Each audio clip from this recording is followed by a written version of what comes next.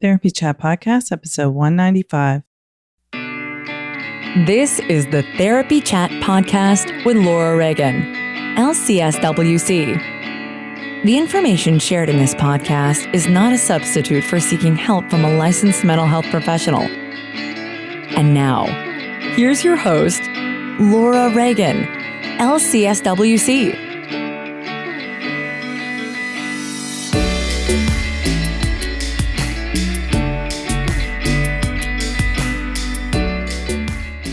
Today's episode is sponsored by Therapy Notes. When it comes to keeping your practice organized, you want software that's not only simple, but the best. I recommend Therapy Notes. Their platform lets you manage notes, claims, scheduling, and more. Plus, they offer amazing unlimited phone and email support, so when you have a question, they're there to help. To get 2 free months of Therapy Notes today, just use the promo code TherapyChat when you sign up for a free trial at www.therapynotes.com. Hi, welcome back to Therapy Chat. I'm your host, Laura Reagan, and I'm still on a summer hiatus, but I am replaying for you some of my favorite episodes. Today, we are going to hear my interview with Amy Sugeno, who talks about how adoption can be traumatic, even if the adoption happened right after birth and had all the best possible circumstances involved.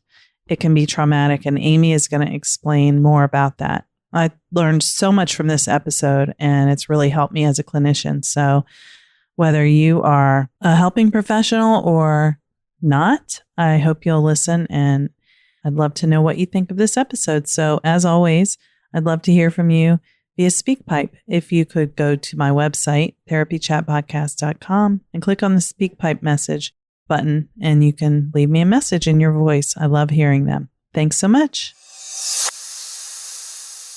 Therapy Chat Podcast wouldn't exist without the support of its listeners.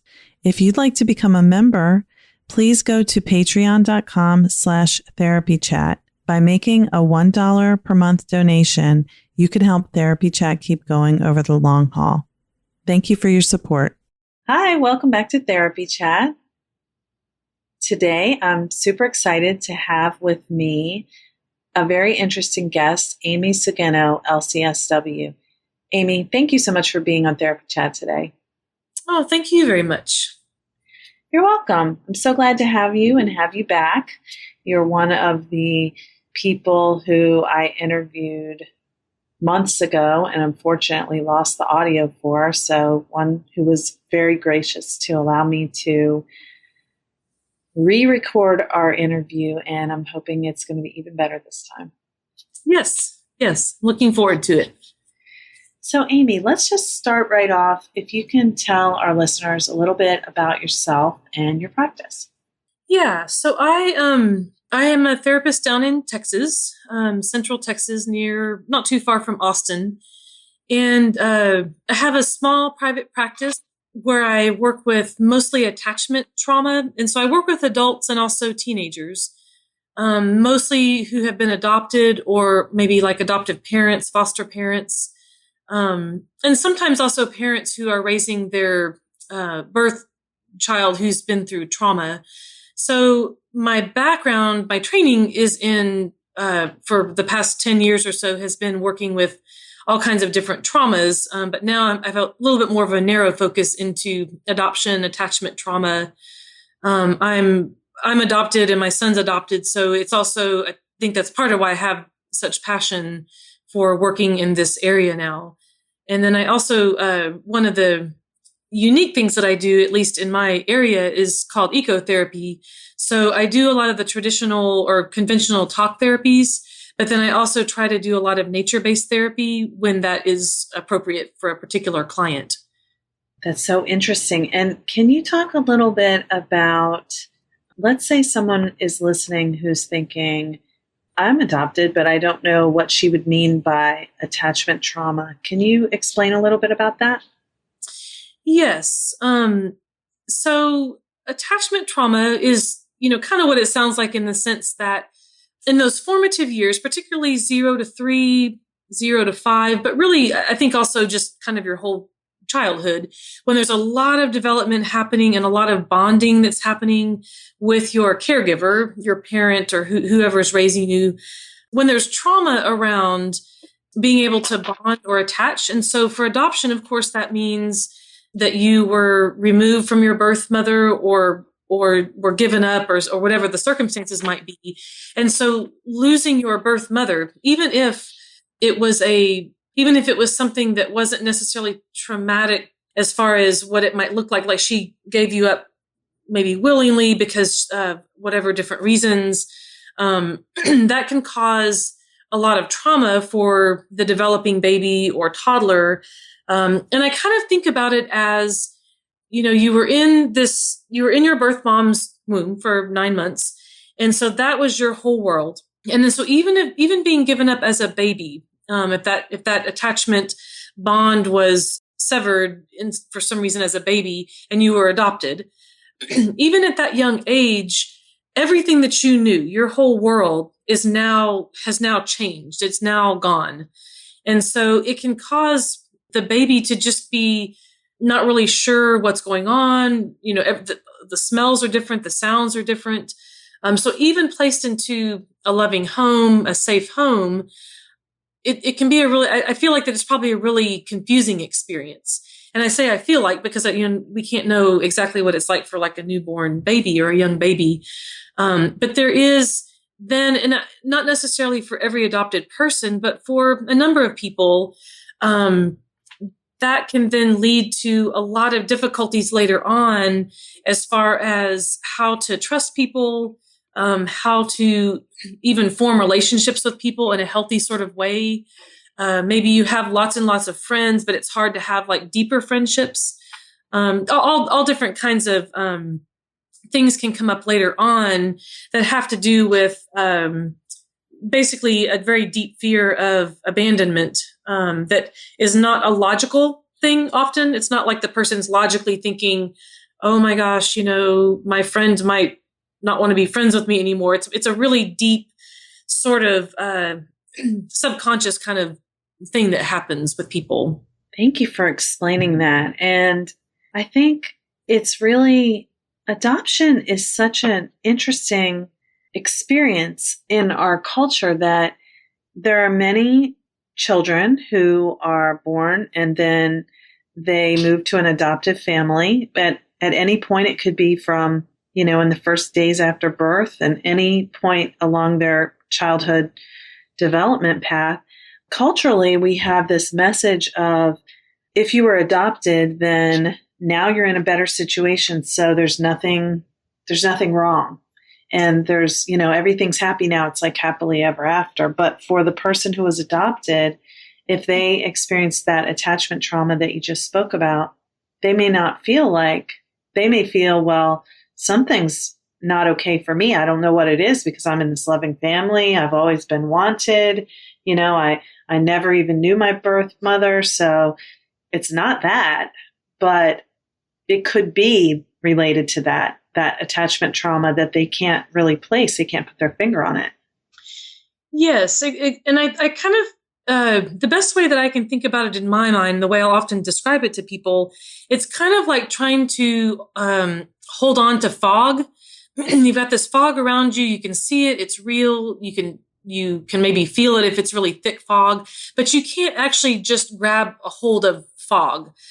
And so what I mean by that is that it can often be like a pervasive kind of, maybe it's a pervasive sort of confusion, or maybe it's a pervasive feeling of like, I just don't really fit. And it may not even be in the person's conscious mind, or it may be, but I don't really fit anywhere. Like maybe I don't really look like my parents, my adoptive parents, or maybe I do, but maybe my temperament is different. So it kind of brings in the idea of how important mirroring is, where especially when you're very little and as you're growing up and your brain is developing, how helpful it is to be able to see yourself in your parents. Maybe that's something as simple as your hair color, or maybe it's you can sing really well like your mom, or you're really athletic like, your aunt or something like that. But you can see where you come from if you're not an adopted person. But for adopted people, one of the hard things, and sometimes this doesn't even really start to come up as anything until you're an adult. I mean, it's very personal for everybody. Some people right away have a lot of difficulty around their adoption, and some people, it may not be until they're 30 or 40 years old that things start to come up, into their awareness. But I think there's something about not knowing where you come from, not knowing, not knowing who you come from, unless it's an open adoption. Of course, then you might have some more of those answers. But not knowing, for some people, it can be not knowing where your land is. For some people, that's not that important, but it could be, for me, being born, being born somewhere that was different from where my birth family grew up on my mom's side ended up being a really big deal for me. But that mirroring thing becomes really, I think, a big deal sometimes for people to just kind of know who you are and where you come from. And so I think that the complexity also comes in, especially when you're still a kid. And especially if you have very loving parents, and it can be very difficult to maybe talk about or ask questions of your parents, your adoptive parents, because you maybe don't want to hurt their feelings, or you're not really sure how they're going to feel about you asking if they know anything about your birth mom or your birth dad or the circumstances around why you were adopted. And so it's easy for people to just kind of push it away, push it aside, sometimes even push it completely out of awareness, so that you feel like it doesn't even affect me. Doesn't affect me in the least. My adoption, I really doesn't affect me. And for some people, that may be true. For some people, it's more of like they pushed it aside and really don't want to or can't yet look at that very deeply. Yeah. And the things that we push aside, and don't think about because we can't handle thinking about them, are so outside of our awareness most of the time that we don't know we're doing it at all. It's very unconscious. Yes, exactly. And I think it speaks to, I've met people, and I'm sure that many of your listeners have too, maybe come across somebody who's adopted, maybe they're already an adult, and they, talk about their adoption like, no, I don't want to think about it. I don't want to talk about it. I want nothing to do with it. I have no desire to meet my birth mom or my birth dad. And so on the surface, the words that they're saying make it sound like maybe they're not really that affected. It's not really a big part of their lives, but the intensity of how they're speaking, like, no, I don't want anything to do with it. I could care less, kind of gives you a hint to that maybe it is a place that has a lot of, if they were to look into it more deeply, maybe it would have just a lot of overwhelming pain or confusion. And, in that way that trauma works, it's not logical at all. It's not like, well, I don't have any pain around it because I know that my birth mom, she had to give me up, because of whatever different circumstances. It wasn't because she didn't love me. It wasn't anything about me that I did wrong. And you can have all the logic in your mind that you want, but that way that trauma doesn't really connect with logic. It's more, so it becomes this deep place of abandonment. Even if you weren't abandoned, per se, or you weren't abandoned because of something horrible about yourself, it still, for some people, it can still have that feeling. There's something so horrible about me or so deficient about me that she just had to give me up.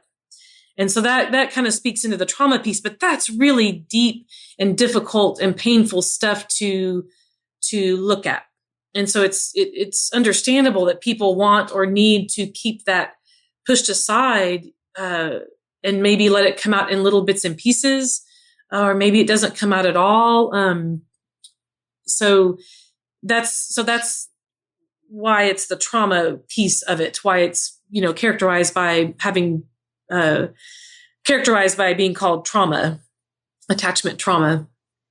Yes. And, one of the things that we both know as people who work with trauma is that if our trauma is outside of our awareness, it creeps in sometimes and comes out in different ways. So for children, a lot of times, isn't it true that children who have experienced some kind of trauma will show it through acting out in various ways, either externalizing or internalizing that trauma. And that can be really hard for the parent.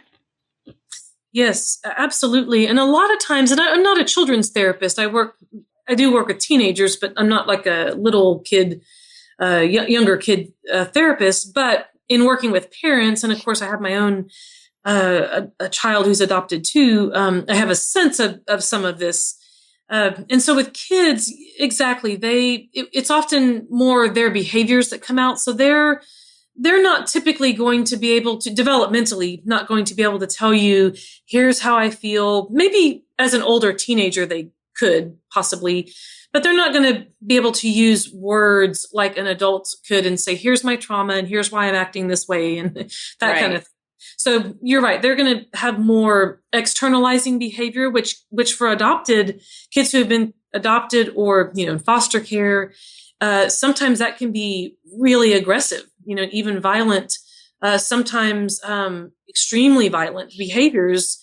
Or it can be more like aggressive, words, maybe not physical violence, but so it can often come out in those kind of ways. Or kind of the opposite end of the spectrum, where it's like a super withdrawing, so that the child becomes, it almost to me, it feels like almost like a violence to yourself. So it might be actually like self-harm or suicidal thoughts, but it could also just be more, I just hate myself. I'm a horrible person. Like these thoughts that are very internally damaging. And so kids, when that abandonment button is pushed, and it can be in a nanosecond, it can be something that's so seems so simple on the outside. Maybe you ask your child to please pick up their shoes off the floor or something very normal. And all of a sudden, something about that has just pushed that abandonment button, that attachment trauma button. And in a nanosecond, they're yelling, maybe they're throwing things, or they're, I hate you, and they're running to their room. And if they might begin to self-harm. I mean, and it can be really startling for parents. Like, what in the world just happened? All I asked was a simple thing, and so these are not uncommon behaviors for kids who have gone through attachment trauma or trauma in general. So for parents, then what that means is that you are now, by virtue of trying to parent them and trying to help them, and you're doing your best in a very difficult parenting situations, you are now being regularly exposed to their trauma. Either they're telling you some things that they remember happening, like their trauma stories that have happened, or by virtue of those behaviors, especially if you're a very sensitive person as a parent, you're just picking up all of that. Mm-hmm. And so you can then, as a parent, you can actually develop PTSD, compassion fatigue, secondary trauma, from parenting a child who is trying to heal from their trauma, or who is expressing their trauma. And so then parents can start to wonder about their own mental health. Sometimes they'll start to notice, like, I don't feel like myself anymore. I'm more irritable. I'm withdrawing all the time. I don't like my kid, or I'm exhausted, and not just tired. It's like to the bone exhausted all the time. I don't feel like myself anymore. I used to be a happy person, or I used to love to do this, play guitar or some kind of hobby. And now all I want to do is just, lay on the couch or watch TV or something. So I think this is a really important piece for parents, because it's not something that's talked about a whole lot, secondary trauma in adoptive and foster parents, also parents who are raising a birth child who has had trauma, it becomes just that much more critical that you are also finding a way to take care of yourself, which is a really hard thing to do when you are in the trenches, in the war zone, is what it can feel like in trying to parent your child. And maybe like all of your friends or many of your friends and your social support around you don't understand what you're going through. Maybe they are having a more normal kind of, regular sort of parenting situation. Their child hasn't gone through trauma. So they don't really understand what you're going through or why your child is behaving like they're behaving when they come, when when your friend comes over or you get together at the playground or whatever it might be. And so then then that leads into a lot of isolation, a lot of shame. And so, that's something I really like to work with parents on in my practice, is really bringing that up, that secondary trauma. Like, let's talk about this. This is a real thing. It's really important. It can be devastating, not only for your mental health, but your physical health. It can make it very hard to parent. And all of this stuff is just, it's stuff that just happens. And so in counseling, we can work on that and try to help manage that, in a better way so that the person is not suffering quite so much from their secondary trauma. Yeah, that's a great point about secondary trauma. And I've been thinking too, a couple things about this. One is that for a parent who has adopted a child, they may have had a struggle with infertility before making the decision to adopt. They may have had perhaps multiple miscarriages or other pregnancy losses before adopting. And so those can all be traumatic too. So you take that mix of traumatic experiences and then, in this story we tell ourselves, it's like, okay, everything's okay now. We've adopted a wonderful child. Our family now feels complete, and everything's supposed to be, sunshine and rainbows from here. And then the child who experienced either the attachment trauma or some other type of trauma in their early childhood is acting out, and the parent begins to have those effects of secondary traumatic stress. I imagine it can just make people feel like they are really like going crazy. I think you touched on such a great point. There's a few things about that. So yes, for people who are adopting, for a lot of people, maybe not everybody, but for a number of people, it's exactly like what you were describing. Maybe they've had struggles with infertility, and so they've had a lot of infertility treatments that they've had to undergo, or miscarriages. So that you begin your life as a parent, like say that the adoption goes through and now you're at home starting your new life with your adopted child. It's not uncommon to start your parenting journey, your life as a parent, from a really exhausted place, first of all, and also from a place where you are possibly still carrying a tremendous amount of grief.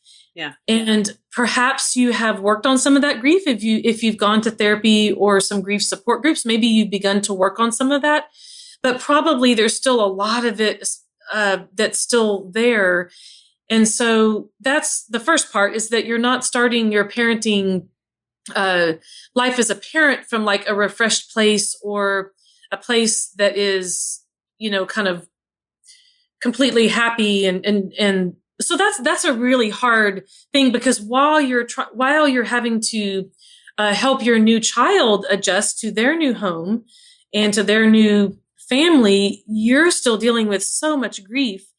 And that's too much, really. I mean, it strikes me as just too much for one person. So hopefully then if a parent hasn't found support yet, that they might be able to seek out some support for that, or continued support. The other part of that is that I was thinking about a parent's own attachment style, because we all, of course, have our own childhoods. Obviously, we were all children once, and we had our parents or whoever raised us. And so we all grow up with our own attachment styles or our own attachment tendencies. And if that was not a really secure attachment, and you can Google, if you're wondering what different attachment styles, you can Google that, but there's a few different attachment styles. I think it's probably a lot more complicated than just a few styles. But if you did not grow up with a secure attachment that was safe and loving and where you didn't really have to worry about the attachment with your parent, particularly your mom. And I think probably a lot of people did not grow up with that kind of secure attachment style. So if you've had attachment difficulties in your own childhood, or especially if you had your own traumas, abuse or neglect or the death of a parent or other kinds of traumas, and if those have been left unresolved or if you haven't done any work around those so that they're just kind of still sitting there, that's going to all get very likely all churned up. And I think that's very normal for parenting anyway. Mm-hmm. And then parenting a child who has their trauma, and so they're giving you all their trauma by their behaviors and different things. And now your trauma is getting all churned up from like 30 years ago or something. And your attachment style is getting, maybe it was kind of an insecure attachment or elements of insecure attachment. That is going to just all get churned up, or at least the potential for that. And so I think the work for parents, part of the work is also, if they can connect with a therapist who can also help them with that part of it, their own past trauma, maybe talking some about their own attachment, because attachment with an adopted child is it's a really hard thing. And I don't mean every single adopted child, but for a lot of adoptive parents, this is a huge source of discussion. And how do I bond with this child? How do I help this child bond with me? Because I'm a stranger. At least kind of in the beginning, I'm a complete stranger to them, to my child, and my child's a complete stranger to me. And so the attachment and the bonding can be really, really difficult. And sometimes that happens with birth children as well. I don't mean to say that giving birth to a child means you're automatically going to have like perfect secure attachment, because that sometimes is a difficult thing too. But for adoptive parents, I think it's probably almost par for the experience is just that's going to happen for probably a lot of adoptive parents, is the attachment is just going to be hard. And attachment's a two-way street. So it's not just how can I help my child attach to me, my adopted child? How can I make sure that I'm attaching and bonding with my child, which is really hard if most of your experience with them in those early days, especially, is that they're crying all the time, they're pushing you away. If they're an older child, maybe they're throwing things at you, or they're just pushing and pushing and pushing you away. Hiding, running from you. Yeah, that can be it can be very hard to even want to attach to that child. And of course you want to, but how in the world do you do that? So it can, so then there's so much shame that's like, I want to attach this child, but maybe there's this hidden feeling of like, man, I'm so tired, and I'm tired of all of his behaviors or her behaviors. Maybe there's a part of you that is starting to feel like, I wish I hadn't done this, or I, adopted, or I don't like him, or I don't like her. And then of course you feel terrible, terrible guilt at feeling those ways. So being able to find a therapist who can really help you to express these things without feeling shamed, without feeling like I'm just the most horrible parent on the face of the earth. This is a child who's been through so much. How can I be feeling these ways? A therapist that can sit with you through all of that and just listen, and then try to help you make sense of, try to normalize some of it and help you make sense of that, and then help you to find ways to begin to work through some of that to a little bit of a calmer place, or a better place. And that might take, some time, depending on what's happening at home with your parent, with your child, and also, with your relationship If there's all these different behaviors going on, it's really hard on a marriage. It's really hard on siblings. So it's hard on your other relationships where you might normally find support, your friendships or at church or whatever it might be, because those often people may begin to drift away, people you might normally find support from. So it can be a really, really difficult place. That's why I kind of called it, you're in the trenches when things are going really, really bad for a long time.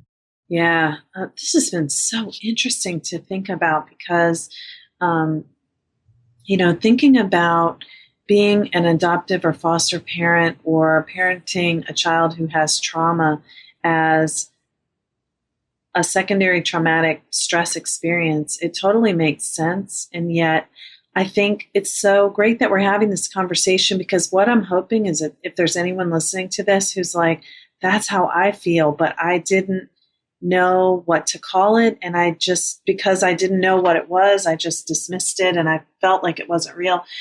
For those people who are listening to be able to say, wow, there are therapists who can help with this. And that if I know how to explain what I'm feeling, maybe I can find the therapist who will be able to help me feel better with this, because, I love my child and I want to feel connected.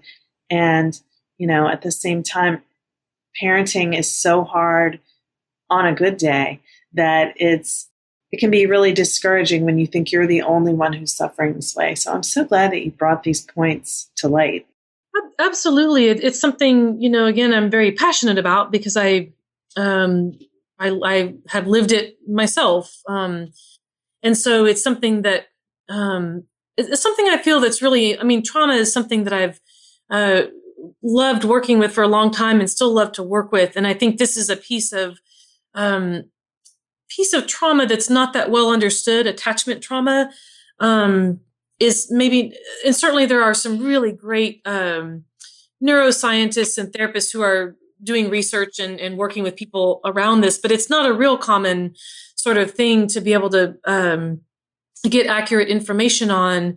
And I think, what you were saying about earlier about adoption being sometimes kind of misunderstood, that I think that's also a piece of it, is that people, even therapists, they might think to themselves, well, you're working with this parent and they're telling you all of these things and you're thinking, well, but now your child is safe, or aren't you an angel, or just aren't you just such a savior for like saving this child from whatever circumstances that brought them to be adopted. Or I remember talking to an adoptive parent who said, well, my child's past therapist said, well, I don't really think adoption has much to do with your child's anxiety and depression, maybe a little bit. And it turned out to just be a huge piece, for this child that was completely overlooked by a well-meaning therapist. I don't mean to, be critical. I'm just more trying to say that I think it's a really misunderstood piece. And it's easy, especially when a child has been adopted at birth, where it's like, oh, well, they never have had any abuse or so they just moved right from the adoption agency or the orphanage straight into, adoptive home and loving, safe parents. And sometimes that is the case. Sometimes things go smoothly and truly a person may never have much difficulty with their adoption, but sometimes not. And sometimes it can creep up at the times when you just don't expect it. So that all of a sudden your child is just, you're like, they're just having all these behaviors and, up until then they've been such an easy child to raise, or they've, maybe it doesn't happen until adulthood that they start to have a lot of things come up, and often around important like life transitions. So things like puberty, for instance, or graduating from high school, or becoming a parent yourself, getting married. These important ages or important life stages are times when sometimes that will really get to be churned up, because they're these vulnerable times when you're kind of looking back, in your own life, and you're thinking, well, I don't know. Now I'm pregnant with my first child, and I don't know anything about my genetics. I don't know anything about my own history. If you're an adopted person. So maybe that starts to really bring up a lot of very confusing thoughts. I think too, so much of it, it's not always just so unconscious, but it can be out of our awareness. The emotions and even the body sensations can be separate from the thoughts, because your thoughts, you could say, oh, it has nothing to do with that. Or, we can talk ourselves out of it in the stories we tell ourselves, but the emotional response we have, especially with trauma, it's primitive response. There's no real connection with your logic. So, may not even be necessarily saying to yourself, well, I don't know my genetics, but just something biological seems to be happening in your leg. I'm not okay. Yes, exactly. And sometimes it can really, it can be very hard to connect like what's happening with you now. Say that for some reason you're starting to just really feel a lot of anger, you're becoming very angry or having a lot of grief or something, and you can't really figure out why. That's that trying to hold on to fog. And it can be really hard for people to connect that all the way back to like being given up for adoption at 2 days old or something like that. And so sometimes the reactions can feel very infantile, which can be a very confusing feeling for, somebody who's an adult or a teenager. So in other words, the feelings that you're having and the thoughts also can feel very disconnected from anything else that seems to be going on in your life. And so then it's really confusing.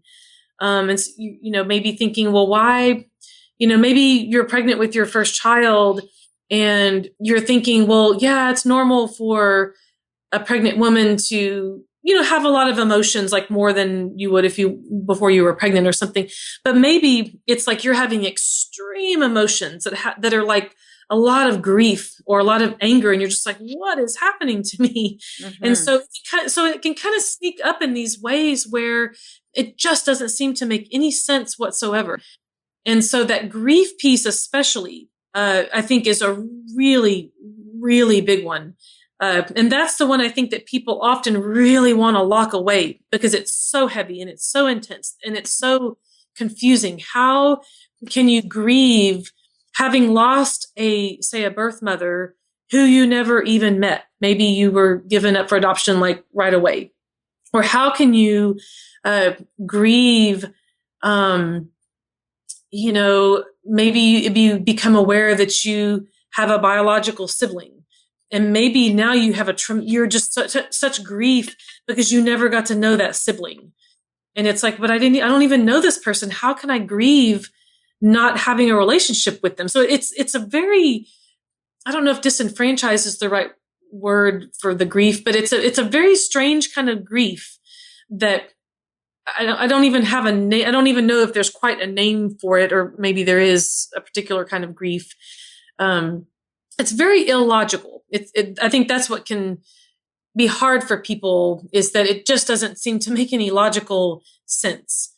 And that can really start to, in our society, that's a very analytical, reasoning sort of society. It's a little hard to try to make sense about what's happening. Wow, this has been so interesting. So I hope that people who are listening, if any of these feelings seem like anything that you could be experiencing or someone might be, just knowing that there's a reason that could make sense why you would be feeling this way, and maybe, exploring that with a therapist would be useful. I think that's really fabulous. And it's been very thought-provoking for me. And so I want to give you a few minutes to talk about how in your practice you work with all of the different types of clients you work with who are affected by attachment trauma and adoption, and how ecotherapy comes into play with it. Yeah, so that's something that is a real, that I'm really passionate about, is ecotherapy. And like I said, I do a lot of the real conventional types of talk therapies and some sand tray and different things. But over the years of working with a lot of different, kinds of trauma, mainly interpersonal type trauma, abuse and neglect, And I think most trauma therapists will say this too, and they might have different ways of approaching this. So some therapists the nonverbal piece of working with trauma, I think, is really important, because trauma doesn't really live in the part of the brain that has to do with logic and verbal ability. So that's why trauma kind of defies logic sometimes, is the way that it can feel for people. So we have to have some nonverbal ways to have access to where there are traumatic memories and where the trauma is. So for me, some therapists will use art, somatic, creative therapies, music, different animal assisted therapy, these kind of things. One of the things that I do that I have found really effective is using nature-based therapies. And so that partly comes from, in my past life, before I was a therapist, I was a wildlife biologist. So it's kind of a natural fit for me, tapping into the healing aspects of nature and the restorative aspects. And so there's a ton of research behind this. And also, we don't necessarily need research to know that going out into nature, maybe sitting by a pond or a creek or, some kind of beautiful area or something, is restorative. Like, you just feel a little bit better, maybe a little bit calmer. And so some of my work is simply validating and encouraging people to spend more time in nature. And that can just be as simple as sitting on your front porch. If you can, go on a hike or go to a park where there's a pond or something like that. So simply allowing nature to do the work that it does, which is relax the nervous system. It helps a little bit with depression and anxiety, helps to relieve some of those symptoms, these kinds of things that nature just does passively. But then the deeper work of ecotherapy as a therapeutic, evidence-based therapeutic approach is that then you can start to help clients develop a relationship with the natural world, so that nature becomes kind of a teacher. Well, nature becomes, actually for me, is a co-therapist, is how I view it. And so nature becomes a teacher and a guide and a mirror. And it's hard to explain in words because it's very experiential. But for instance, I might be sitting next to a creek or something with a client, and maybe we're talking about a particular, maybe she or he says, I really love this rock that we're sitting on. This is, and so I might say something like, well, what seems to come up for you when you are thinking about this rock or as you're touching this rock? And they might start to talk about the strength of the rock or the steadiness of the rock. Or maybe they're talking about water and how water is so,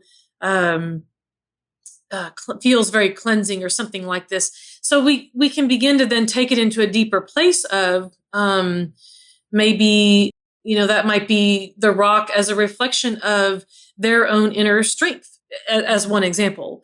Or it might be that when you are not feeling very strong as a parent or as a person, which happens to all of us, maybe this is a place where you can come and simply sit with this rock, let nature do what it does passively to help, and also just kind of be with this rock and see if you can just begin to feel a little more strength, and that can also be maybe a particular animal.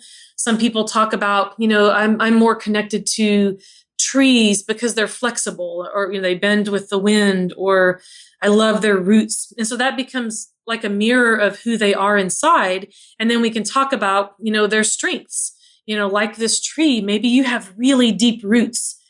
So that maybe one of your strengths as a parent is that you are a really steady, strong person, but it's not strong in the same way that like a grizzly bear is strong or something. It's more of a deep inner well of strength.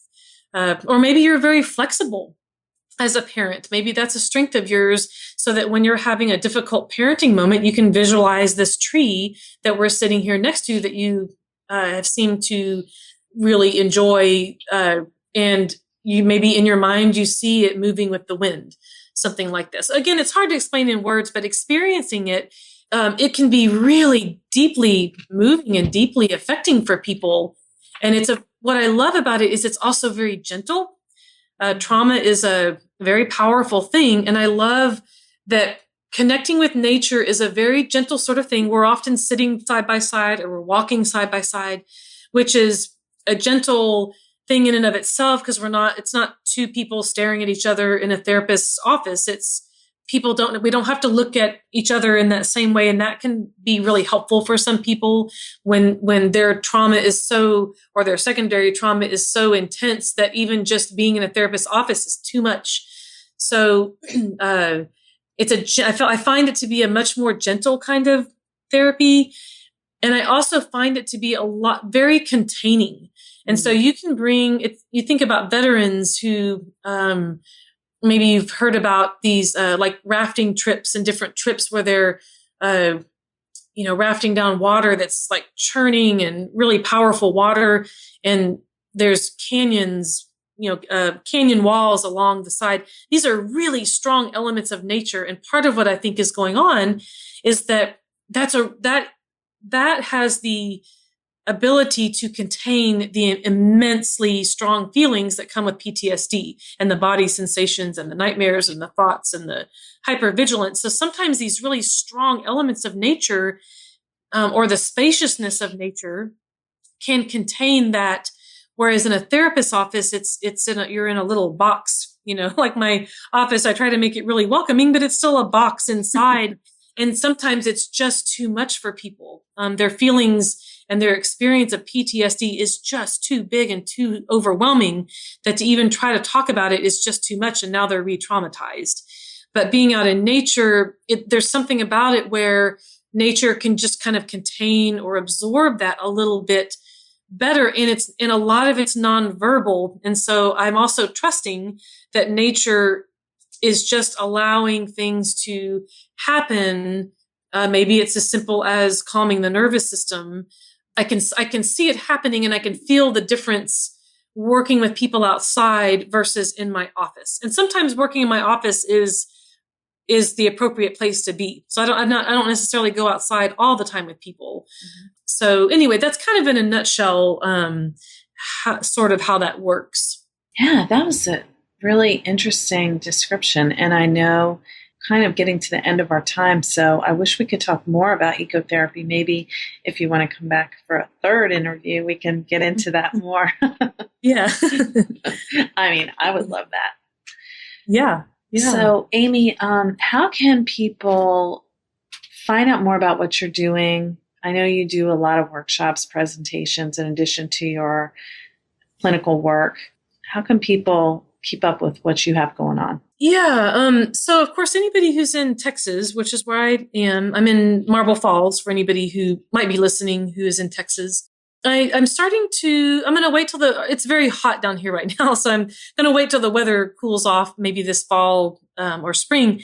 And I'm going to start to do, what I'd like to do is a lot more, workshops and maybe retreats, but also just guided nature, connectedness walks. And some of those will be free. Some of the bigger ones like retreats or something, of course, will have a fee associated. But so anybody who lives in Texas, especially in the Austin, Central Texas area, they could go to my website and just sign up on to get my blog.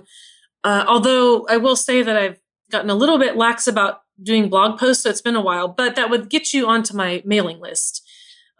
Or somebody could just email me directly through my contact page and just say, can you please put me on your ecotherapy mailing list or something? And I'd be happy to do that.